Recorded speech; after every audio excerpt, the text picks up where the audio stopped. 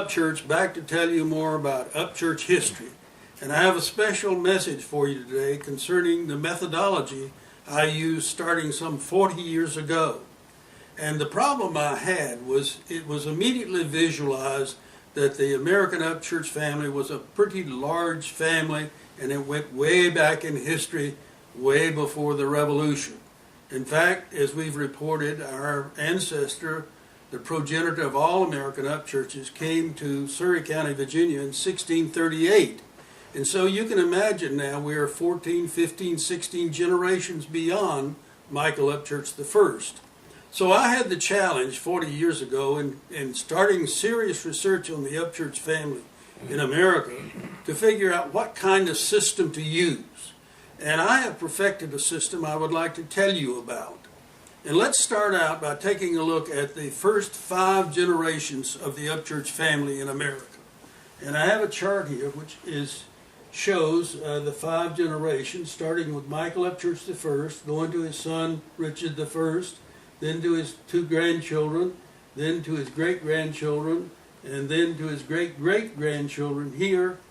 And this then shows you the principal characters. Now, I have left out all of those who did not have any children because they wouldn't have any ancestor today for me to be talking to.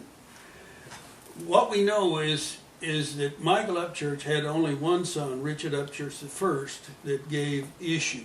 And he had the 2 sons. Now, for convenience sake, I have started numbering these as Michael Upchurch I, Richard Upchurch I, John Upchurch I, James Upchurch I. And the reason for this, as time went by, we found we had dozens of individuals named James Upchurch, and Richard Upchurch, and John Upchurch, and William Upchurch. And given these early generations and the need to distinguish one from the other, I started using this convention of Roman numeral 1, 2, and 3. It does not necessarily mean that William Upchurch II was the son of William Upchurch I. It only means that he was the second Upchurch I found by that name. So someplace up here would be a William Upchurch I, but since he didn't have any children, it doesn't show on this chart. So my first convention I'm telling you about is the use of this Roman numeral 1 to characterize Upchurches who had very common names. I also adopted a convention of classifying the different generations. And for example, with the 3rd generation, since we now have 2 individuals, I call these heads of tribes. So the James Upchurch group I call the JA tribe. The John Upchurch group I call the JA tribe. And then we move from tribes to the 3rd level, to the 1st, 2nd, 3rd, and 4th generation. And in the 4th generation, we call these individuals who had descendants heads of branches. So here we have the Southampton branch, the Oxford branch, the Moccasin Creek branch, and the Brunswick branch. Perhaps sometime later I'll go into more detail and explain why I picked these particular names, but in general it related to the fact that there was some physical location associated with where these people lived.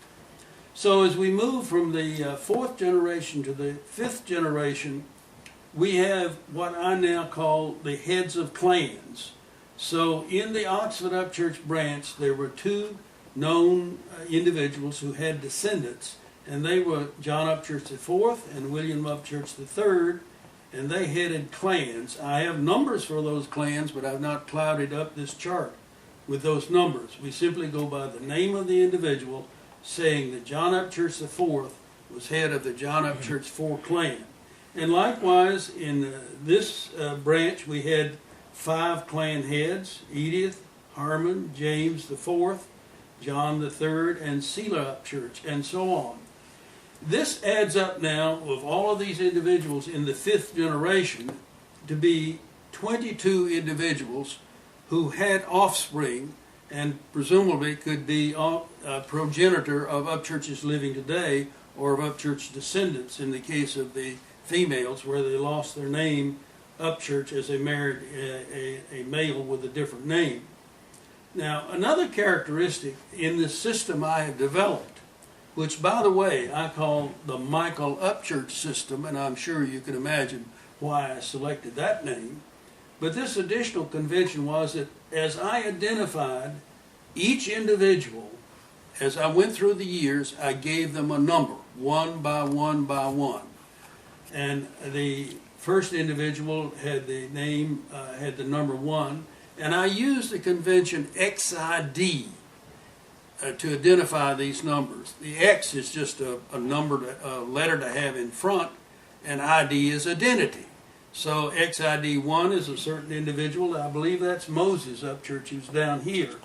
And then other individuals I named, I would give a number.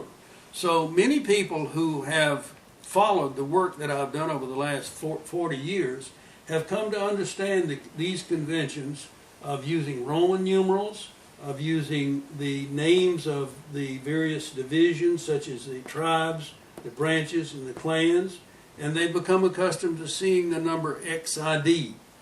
Just for your information, at this point in time, I have now identified and assigned XID numbers to over 60,000 members of the Upchurch family, and these are all published in the Upchurch Bulletin. The clan heads you see here are very important for communication purposes, and I hope that each of you who are listening to this presentation and who are interested in your ancestral line will come to know to which clan you belong. Let me give you a little perspective as to how this works out in terms of time. Michael Upchurch came in 1638 to America. He was born in 1624 in England. Now, these children in the 5th generation lived about the time of the Revolution. In fact, 3 of the individuals listed here were in the Revolutionary War. So that shows you these lived at about the time of the Revolution. That took about 150 years. We generally say that a generation takes about 30 years. So if we go through 5 generations, 5 times 3 is 30. So we've covered 30. 5 times 30 is 150. So we've covered 150 years, covering 5 generations with 30 years per generation, which is a fairly decent average. Now, if you go beyond this to reach to someone that you actually might have in your mind, if you go another 5 generations to about the time of the Civil War, you have the 9th generation. So many of you will be able to reach back through your family history to identify someone who served in the Civil War, who would be a descendant of one of these clan heads. These conventions are very useful in communicating as we write to one another and as we talk to one another, and allows us to narrow down what part of the family we're talking about. I hope you will keep in mind these conventions and this arrangement of the first 5 generations in the family and put it to good use as we all communicate more about our wonderful Upchurch family.